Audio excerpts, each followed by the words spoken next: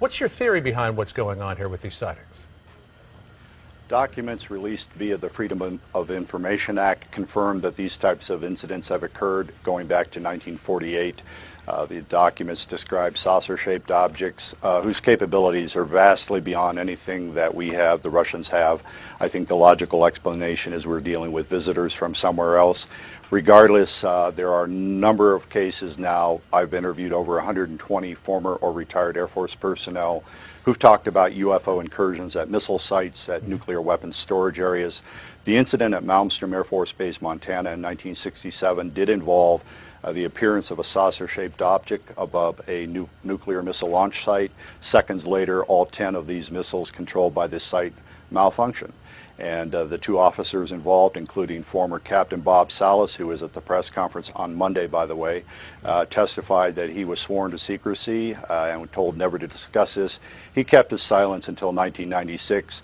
All the gentlemen who appeared with me at the press club believe the American people have a right to know the facts. But they didn't necessarily believe that theory about why those 10 nuclear sites were deactivated. Why do you believe so strongly that that was truly happening and that it was the result of UFOs as opposed to, let's just say, a malfunction or a military exercise?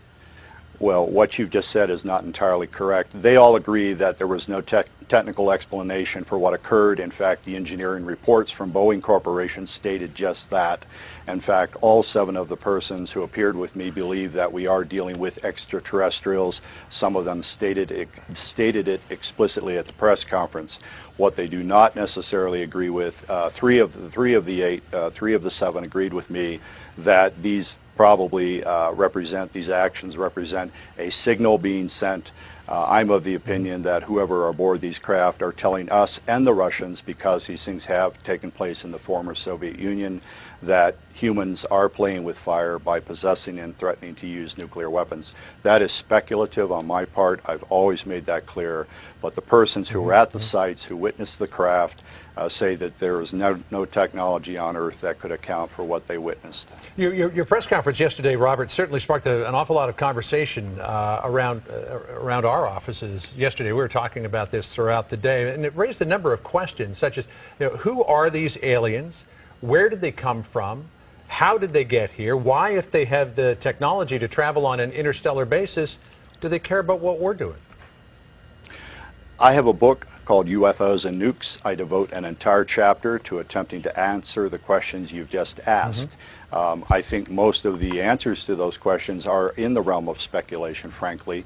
We don't know. The people at the Pentagon and the CIA and the Kremlin may know the answers to your questions.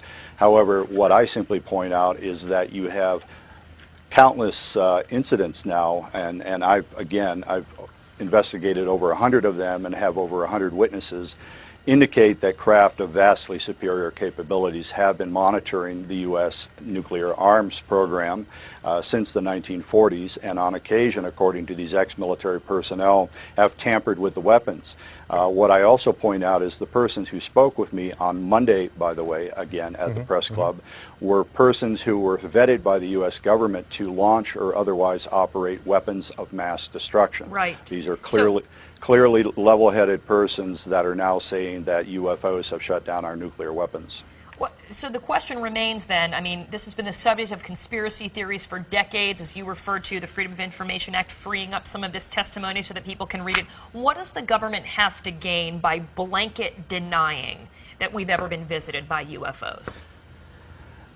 The RAND Corporation, which is a think tank, did a study for the Air Force in 1968. The Brookings Institution, which is a think tank, did a study for NASA in 1959, I believe, in which they said basically if extraterrestrials are here, governments have nothing to gain and everything to lose by admitting that without knowing the full intentions of whoever might be here.